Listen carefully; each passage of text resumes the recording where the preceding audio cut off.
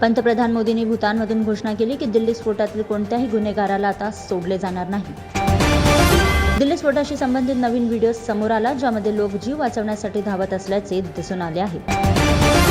दिल्ली स्फोटात आतापर्यंत 11 जणांचा मृत्यू झाल्याची पुष्टी झाली. 29 जणांवर उपचार सुरू आहेत, त्यापैकी 5 जणांची प्रकृती गंभीर आहे. बीएमसी निवडणुकीसाठी आरक्षणाची सोडत जाहीर.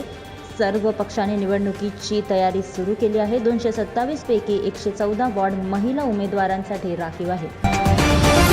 धर्मेंद्र यांच्या मृत्यूचे वृत्त अफवा आणि खोट्या बातम्या आहेत. धर्मेंद्र हळूहळू बरे होत आहेत आणि त्यांच्या मृत्यूचे वृत्त खोटे आहे, असे म्हणत हेमा मालिनी यांनी संताप व्यक्त केला.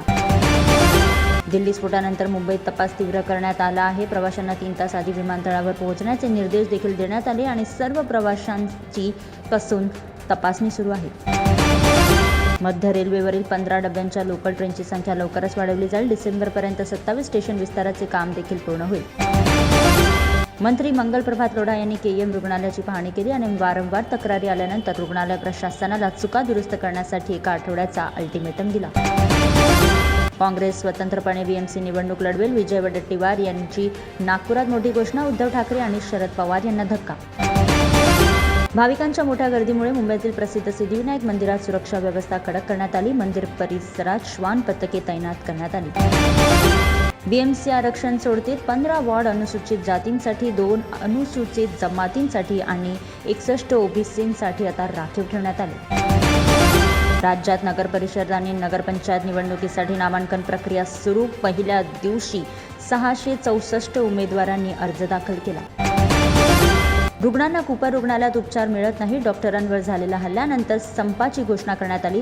सुरक्षेच्या मागणीसाठी निदर्शने सुरूच आहेत. गंभीर रुग्णांना उपचारांसाठी इतर रुग्णालयात पाठवण्यात आले. प्रशासनाच्या हलगर्जीपणामुळे आता घोडबंदर रोडवरील दुरुस्तीच्या कामासाठी 31 डिसेंबरपर्यंतची अंतिम मुदत 26 फेब्रुवारीपर्यंत वाढवण्यात आली आहे. त्यामुळे लोकांना आणखी काही दिवस वाहतूक कोंडीचा सामना करावा लागणार. वसईतील उघड्या गटारांमुळे आता अपघाताचा धोका वाढला आहे. तुटलेले गटारांचे झाकण शहरात पसरले आहे. संजय गांधी राष्ट्रीय उद्यान अधिक पर्यटकांना आकर्षित करेल. नोव्हेंबरपर्यंत सिंह सफारी सुरू होईल आणि डिसेंबरपर्यंत जनतेसाठी मिनी ट्रेन सेवा उपलब्ध होईल. वसई, विरार आणि पालघर दिल्ली बॉम्बस्फोटानंतर हाय अलर्टवर. स्थानकांवर आणि सार्वजनिक ठिकाणी सुरक्षा कडक केली आहे.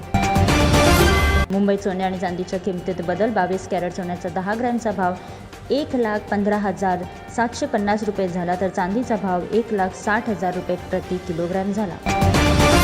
सांगलीमध्ये एक भयानक घटना. घराला लागलेल्या आगीत एकाच कुटुंबातील 4 जणांचा मृत्यू, ज्यात एका 3 वर्षांच्या मुलाचा समावेश आहे.